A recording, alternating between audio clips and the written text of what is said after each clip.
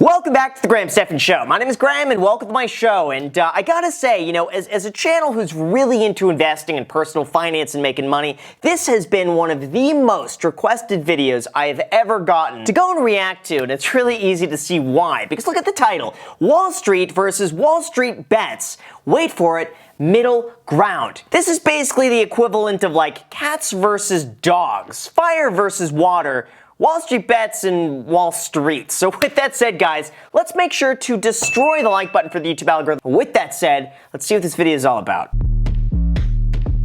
Large institutional investors have lost tens of millions of dollars. The assumption that the Reddit... Large institutional investors have lost tens of millions of dollars.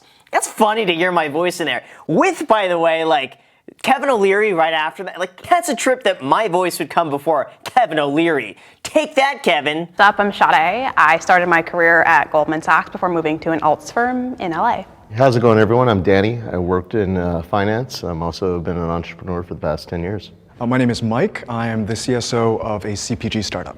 Hey guys, my name is Ramneek. I'm a registered investment advisor and real estate broker.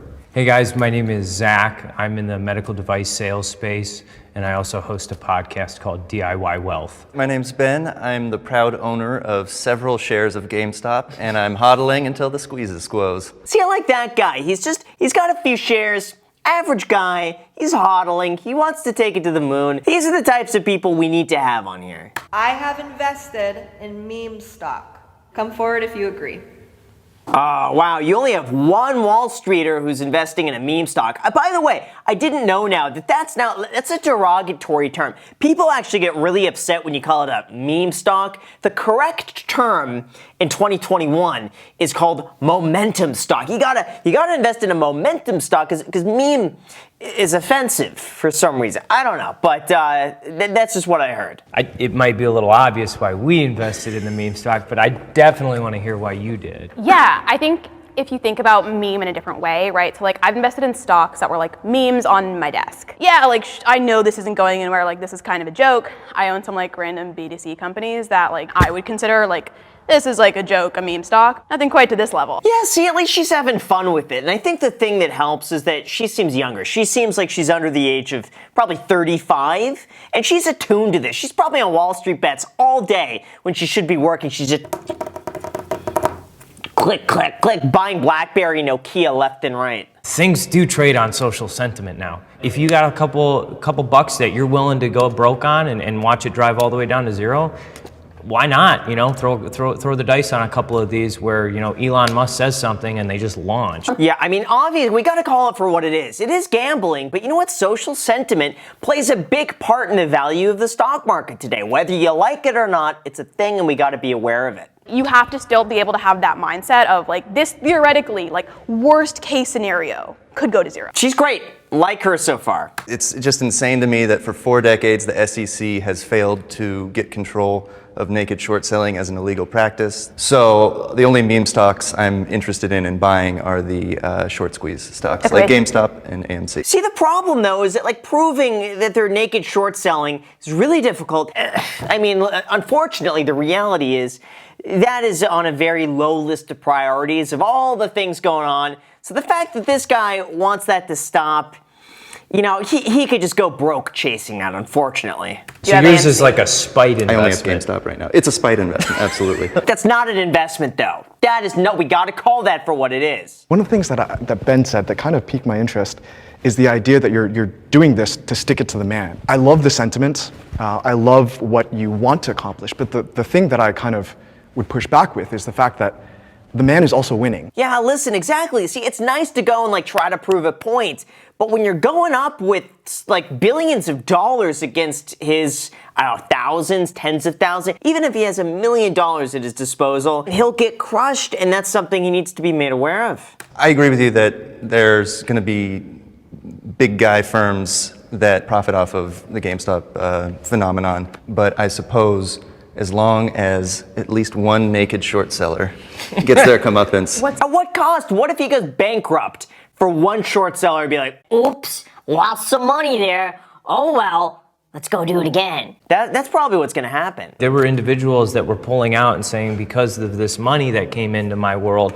I was able to pay for cancer treatment for my mother and things Love all like that. Yeah. But what about the people who are dying of like crazy losses? I feel like for every meme millionaire that WallStreetBets makes, I'm not talking about even millionaires though, just. But it's non-verified, non-backed up information. Granted, Reddit has their thumbs up platform, and the anonymity that they provide their users does provide a level of access and freedom. But you're still receiving information that has not been verified. See, that's true. You have no idea who's on the other end of the computer writing up these due diligence reports and whatnot. It could be, honestly, some 13-year-old kid with like 5 shares and $20 in his account who's going making up all this DD that sounds really good, sounds convincing, with no actual proof behind any of it. To me, it's just theory crafting. It's just people theory crafting their own due diligence and putting their opinion behind it. If someone takes that seriously and executes against it, the risk is on them to do that. I totally agree. Listen, you can put out whatever you want, but as soon as you make your own decision, that's on you. That's on you. You really got to be careful about this. You got to read as many opinions as possible, do your own research, and then it's up to you. Good luck. Do you think your average consumer that's out there that is investing based upon this movement is doing that same due diligence, that has that same information? Absolutely not. But at what point is it fair for me to be hindered on my acquiring of knowledge because someone else is choosing to be stupid, careless, and ignorant? No one's stopping you. Anybody could go and do that. So, I mean, to me, this is just a moot point. I don't know what he's talking about there. WallStreetBets is a movement. I would say it's also a movement of crowdsourcing this enormous amount of investment knowledge and distributing it to an enormous pool of, there's 10 million subscribers now. do you think the 10 million actually get that knowledge? Yeah, it doesn't necessarily need to be knowledge, though. It could just be everyone likes the stock at the exact same time. That just so happens to be a stock that's heavily shorted, and the price goes up. I mean, it's really, to me, it seems like a lot of people just piling in a certain stock, driving it up, and then moving on to the next one, and the next one, and the next one. It just seems to be focus. And throughout the course of a year, I'm sure there'll probably be 20 different stocks that just go to the moon.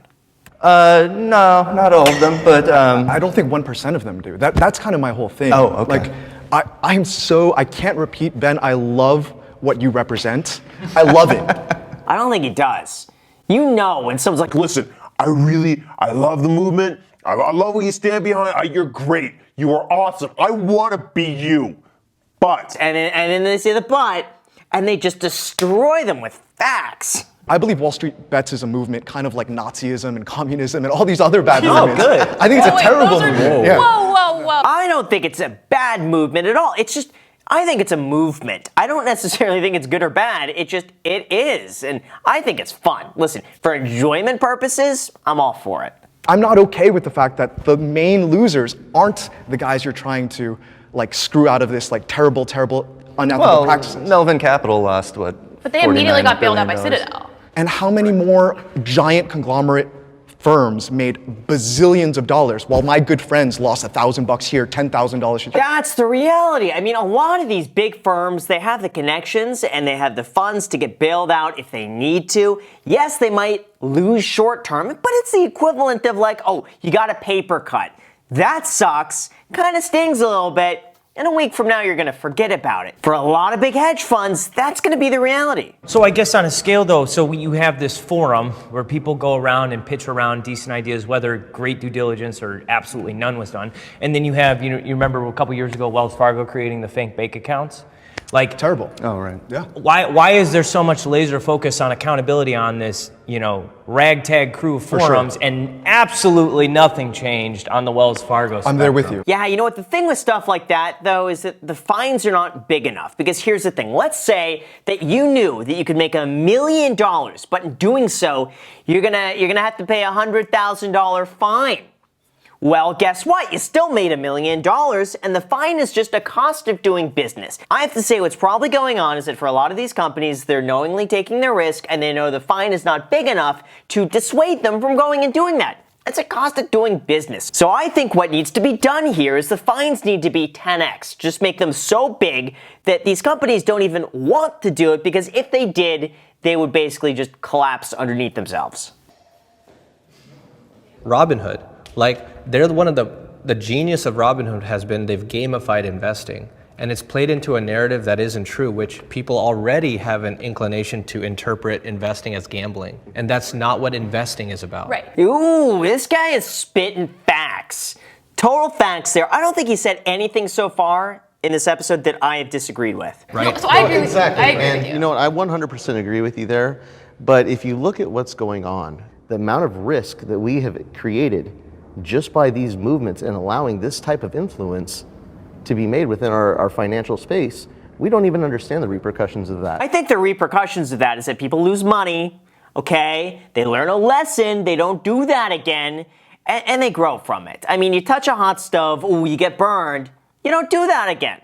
Every single investor I've ever met is going to go through some phase where they lose money, they're going to learn a great lesson, and they'll become an even better investor because of it. A lot of people, they're going to go on this, they're going to lose money, but long term, they're going to be just fine. If it leads to the downfall and bankruptcy of companies or institutional investors and companies falling out, going into bankruptcy, what type of instability does that create? Are you actually concerned that could happen and that would be catastrophic for the average American?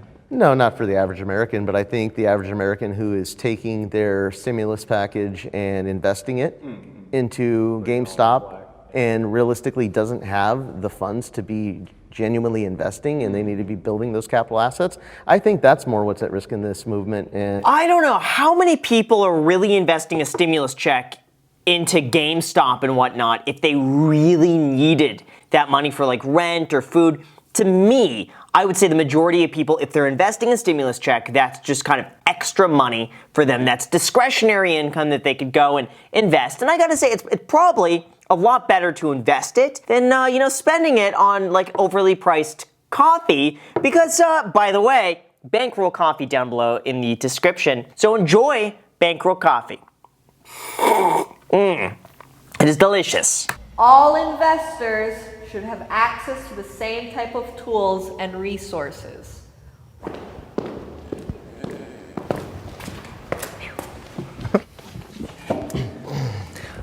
I wish I had the same information as those Congress people who went and sold all their stocks right before Trump announced the pandemic to the public. All right, here we go. The 2020 Congressional Insider Trading Scandal. Several members of the United States Senate violated the Stock Act by selling stock at the start of COVID-19 pandemic in the United States and just before a stock market crash in February 2020 using knowledge given to them at a closed Senate meeting.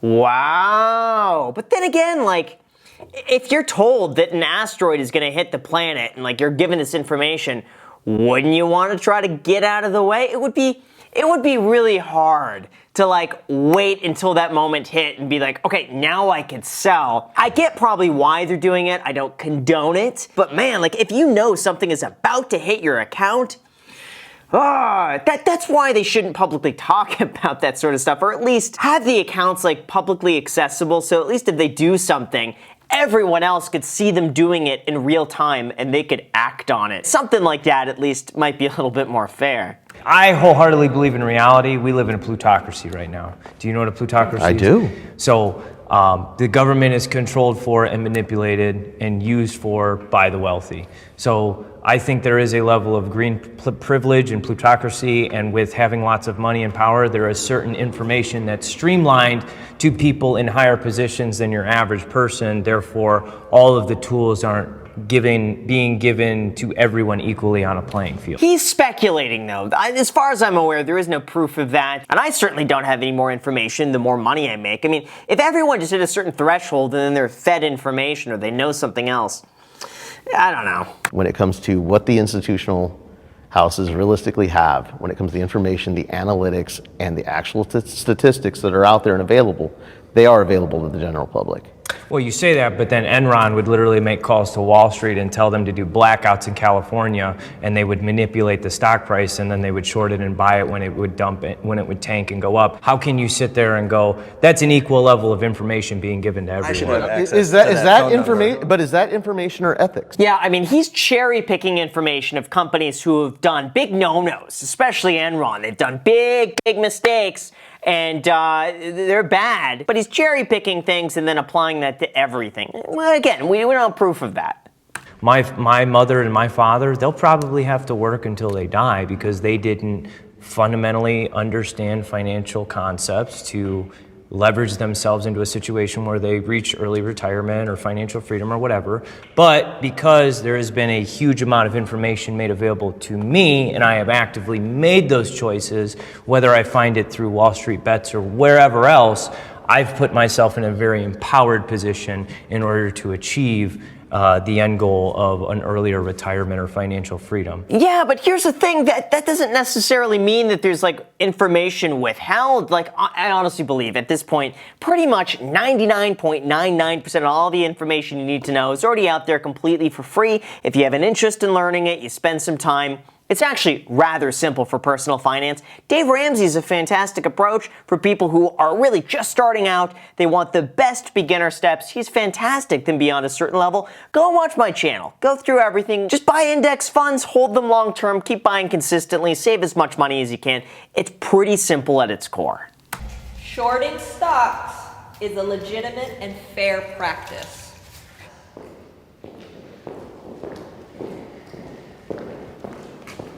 Ah, there we go. It's the balance of the free market. You have to have opposing sides. We can't just all be buying, and holding. There's got to be a side that shorts too. The damage done to hedge funds by WallStreetBets was deserved.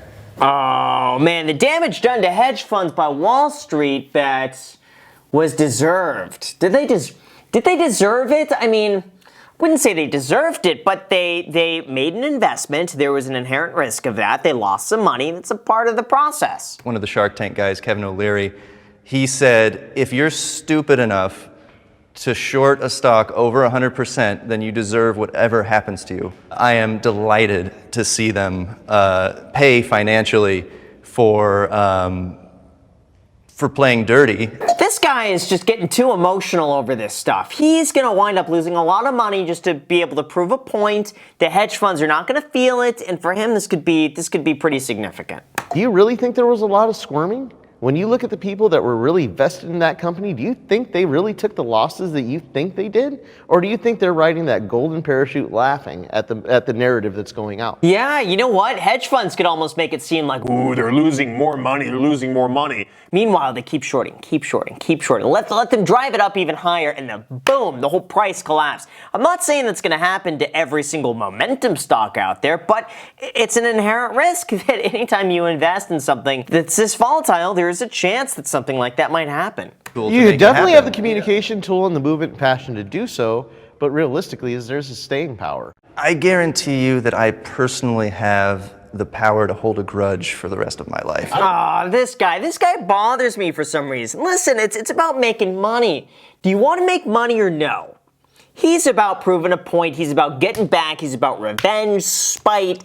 I don't know. To me, that has no purpose with investing whatsoever. You're going to have to take that grudge and mobilize it into actual social change, and that comes from leadership, Right. and that comes from new elected officials. So you gotta crosswalk that into actual stuff. So my best advice is this, because I read WallStreetBets probably like 5 times a day, and I've been doing that since like 2 years ago. There's some really good advice on there. There's some really bad advice on there, and it's up to you to sift through them all and then do your own research. If you find something that makes sense, do you look into it further? If you find a way to make money, great. Just be smart about it. So for me, I wouldn't say I'm Wall Street or WallStreetBets. I would find myself right in the middle. It's about making money. It's about being logical and objective. And at the end of the day, if that gets you ahead, I'm all for it. So with that said, you guys, thank you so much for watching. I really appreciate it. As always, make sure to destroy the like button, subscribe button, and notification bell. Also, feel free to add me on Instagram. I post here pretty much daily, so if you want to be a part of it there, feel free to add me there, as in the podcast, the Iced Coffee Hour. New episodes being posted every single Sunday. Thank you so much for watching, and until next time.